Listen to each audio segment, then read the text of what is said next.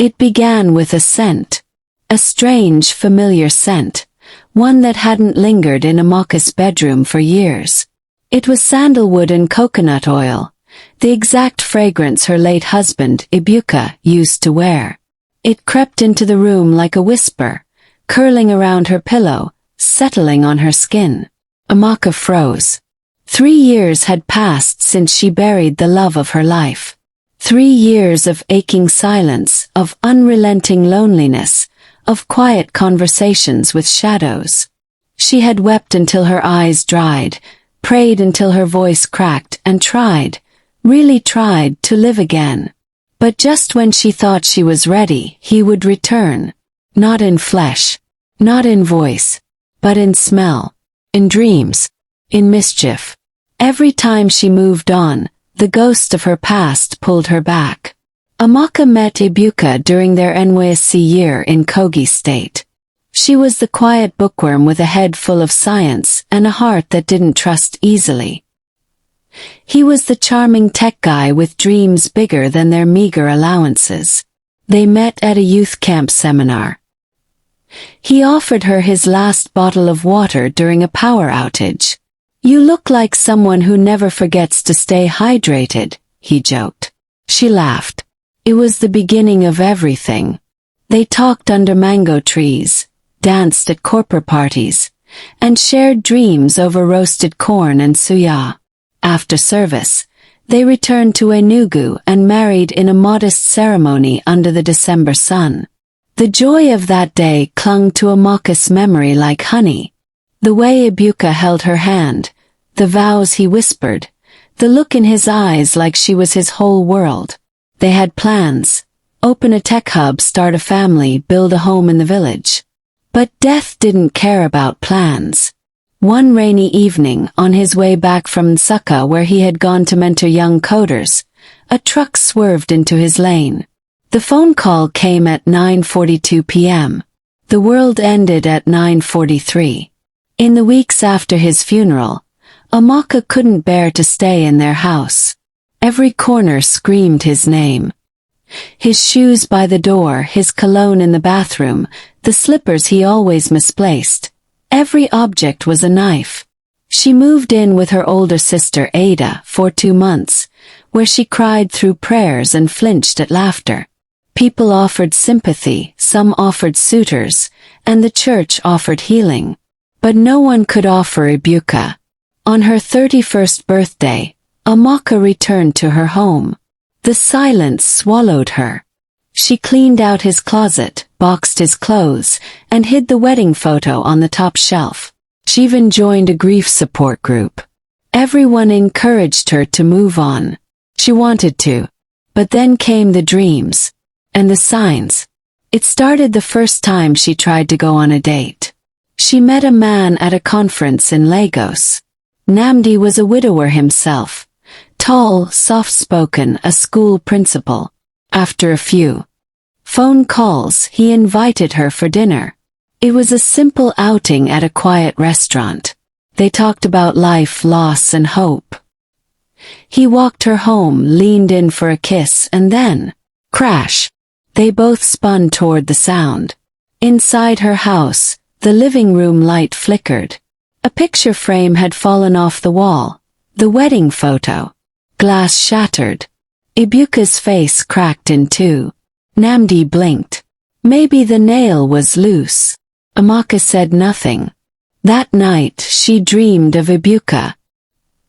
He stood by the bedroom door in the same agbada he wore on their wedding day. His eyes were not angry but heavy. "You said you'd never love another," he whispered. She reached for him. He vanished. The next morning her phone wouldn't turn on. Her car refused to start. Her water heater sparked and died. By afternoon she cancelled her second date. The house seemed to be warning her. 2 years passed. Amaka turned 33. She had rebuilt some parts of her life, returned to her job at the pharmaceutical lab, volunteered at orphanages, and even started a blog for widows. Her writing caught the attention of a journalist, who featured her in a piece on young African widows. That's how Chuka found her. He was a logistics consultant who had lost his fiancée years ago in a robbery attack. He read her story and sent her a message through her blog. She almost deleted it, but something about his words touched her. "I'm not looking for someone to replace her," he wrote. "Just someone to share what's left of my heart." They talked, then met, then laughed. Chuka didn't rush. He gave Amaka space to grieve, space to feel, space to be whole again. They dated quietly for a year. It was the first time she felt the sun on her skin without guilt. He proposed on a Sunday afternoon with a small silver ring and a sunflower in his hand. Amaka said yes. And that's when everything went wrong again. The moment the engagement ring slipped on her finger, the wind howled. The window slammed shut. The power went out. The TV turned on by itself. Static. Then a picture of Ebuka on the TV screen, smiling. Amaka screamed. The ring burned hot on her finger. She yanked it off. That night she dreamed again. Ebuka stood by her bed. This time he was angry. "You're mine," he said. "You promised forever." Amaka woke up in tears. The next day, Chuka's car was vandalized outside her gate. "Leave her" scratched into the door. They reported it.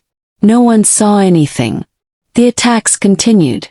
Scratching noises in the walls, unexplained fires, and once, a mirror in her room cracked in the middle of the night. Everyone said she needed deliverance. She went to prayer houses. She fasted. She cried. But something inside her whispered, this wasn't witchcraft. This was Ebuka.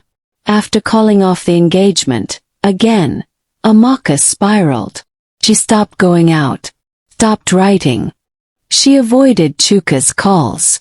Ada visited one evening and found her sitting in the dark, staring at an old wedding album. "You can't live like this," Ada said. "Ebuka is gone." "Is he?" Amaka whispered.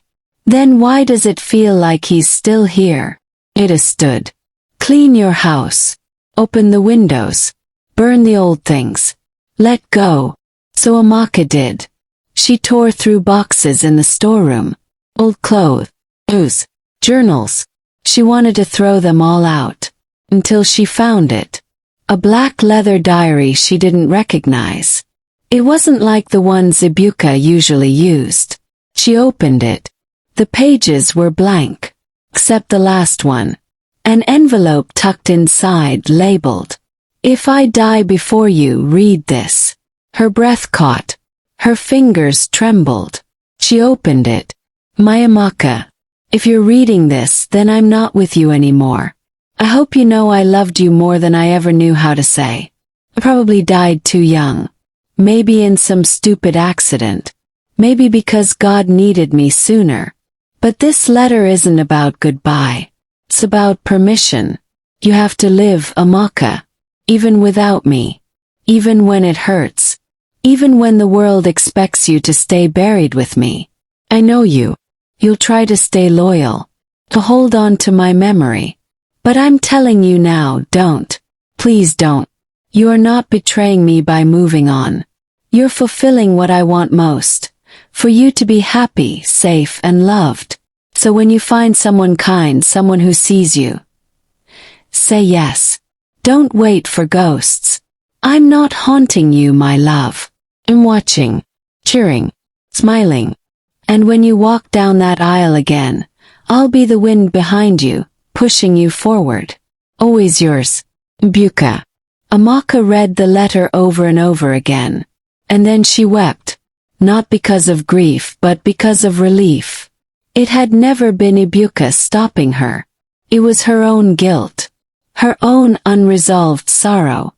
Her heart wasn't haunted by his spirit, but by her inability to release herself from there forever. She framed the letter, lit a candle, and whispered to the air, "I'm letting go." That night, for the first time, she dreamed of Ebuka smiling, standing in sunlight, waving goodbye, and then fading, 6 months later, Amaka stood in front of a small gathering of family and friends. She wore a cream dress, simple but elegant. Her locks were tied in a bun. She held no bouquet, just the framed letter in her hand. Chuka stood at the altar, tears in his eyes. When the officiant asked if anyone had objections, the wind stirred gently through the trees, but no glass shattered, no light flickered, no ghost appeared. And when they said, "You may kiss the bride," a butterfly landed on Amaka's shoulder. She smiled. She believed it was Ebuka, letting her go. Amaka kept the letter in her home office, beside a photo of both Ebuka and Chuka, one framed in memory, the other in presence. When her children asked one day, "Who is that man?"